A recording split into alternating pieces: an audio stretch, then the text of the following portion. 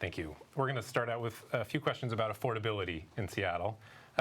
Seattle is one of the nation's most expensive cities to live in.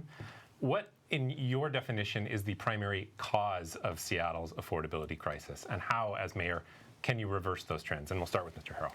So one would have to take a course in macroeconomics to really understand what's happening here in the city. So income has not kept up with the cost of housing. It's strictly that easy. 20 years ago, the average cost of a house was around 2.4 times one's income. Now it's 9 to 10 times one income. We are living in a country where 36 to 42 million Americans are considered poor under federal standards. Yet we have over 2,000 billionaires. And so what's happened, the working class, the money is not going where it should, and the cost of housing, the tariff policy, interest rates are high. Now what we're going to do about it is exactly what we're doing about it. And by the way, I've been working on housing issues for 30 years. As an attorney, I represented nonprofit housing developers, many around this town. I used to develop real estate investment trusts. So housing policy is I'm passionate about.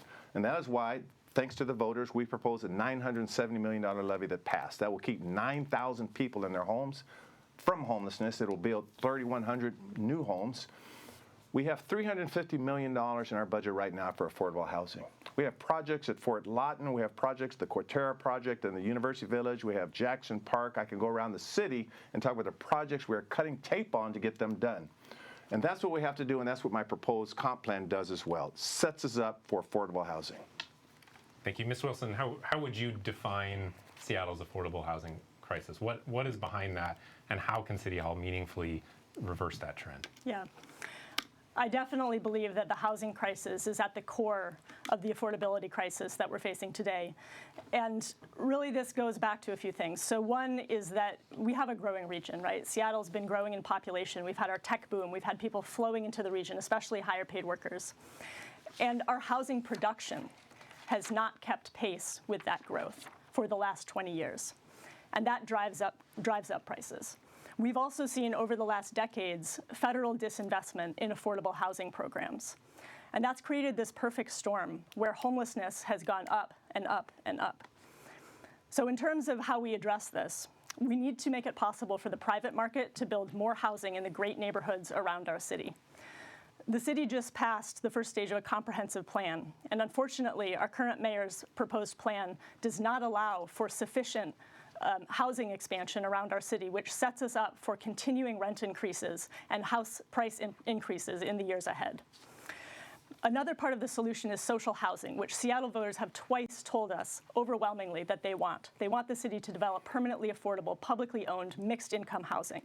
In cities around the world that have large affordable housing sectors, that keeps rents affordable not just for the people in that housing, but across the private market, because it means that private landlords have to compete with that public option. Unfortunately, our current mayor opposed funding for the new social housing developer this February. Those are two pieces of the answer, and we really need to address this crisis before families like mine are priced out of the city. Thank you. Mr. Harrell, I want to give you a chance to respond to Ms. Wilson's allegations about the comprehensive plan and social housing. There's a few things that's going on here, and I'm never quick to call someone dishonest. Perhaps they're making a mistake. But she repeatedly says I oppose Social Housing Corporation, and I tried to tell her last night at a debate to tell my opponent that there's no record that I ever posted. But yet she misleads people to say that I had a different model to fund it. In fact, we've advanced $800,000 for this entity to succeed. We are negotiating a $2 million for it to succeed. There's absolutely no indication for that. But it goes worse. Even at yesterday's debate, she said, for example, I had lowered funding in LEAD, which is a law enforcement diversion program.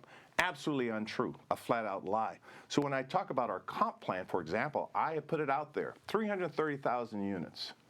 That's more than twice the old comp plan to accommodate growth. And my opponent talks about we could do more, but she never specifies a number. So this misleading characterization really needs to stop. Ms. Wilson, I'm going to give you 45 more seconds to respond to that, and then we'll move on to the next question. Sure, yeah. So our current mayor's face was all over mailers that went out this February, supporting an alternative to the measure that would have funded the social housing developer, an alternative that did not provide a new funding source, that took money away from other affordable housing, essentially robbing Peter to pay Paul, and that also restricted the income to 80% AMI and below, which basically is not the mixed income social housing model that voters had approved the year before. So I think that qualifies as opposing social housing. In terms of specifically how we can do better on the comprehensive plan, just to give one example, the definition of what housing is near transit, right? Most of the multifamily apartment-style development allowed in the plan is going to be concentrated on noisy, dangerous arterials. We need a more expansive definition of near transit so that we can get more housing within that 5-minute walk shed. Thank you.